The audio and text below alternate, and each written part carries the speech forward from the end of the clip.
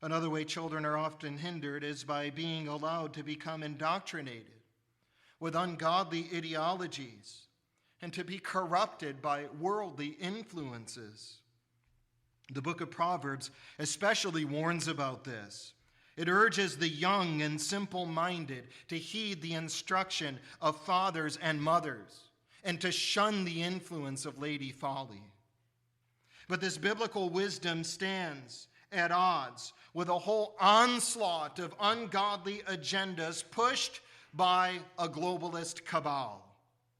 Popular pundits in the media are increasingly promoting the Marxist idea that children are not the property of parents under the authority of parents, but that they're the property of the state and the property of society as a whole. Peter Hitchens is a correspondent in old Moscow. He witnessed the rise of communism firsthand. And in his book, The Rage Against God, he wrote, quote, "The youth movements of Nazi Germany and communist Russia were startlingly similar.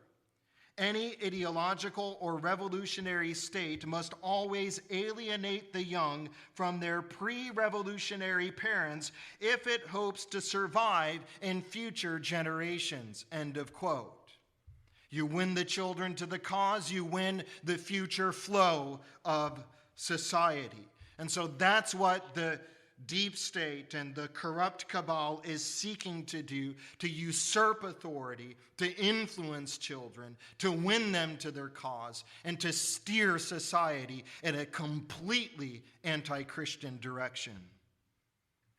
Biblically, children are under the authority of parents. This is enshrined in the fifth commandment. And parents must use this authority under Christ. They must exercise dominion as God would have them to do, to teach their children, to correct their children, to protect them from harm, and to lead them to a place of maturity wherein they can learn to exercise discernment and to think with what Paul calls in 1 Corinthians 2:16, the mind of Christ. We shouldn't allow indoctrination from the secular state to be the primary influence on the structure of our children's thinking. Children must not be hindered. They must be brought to Christ.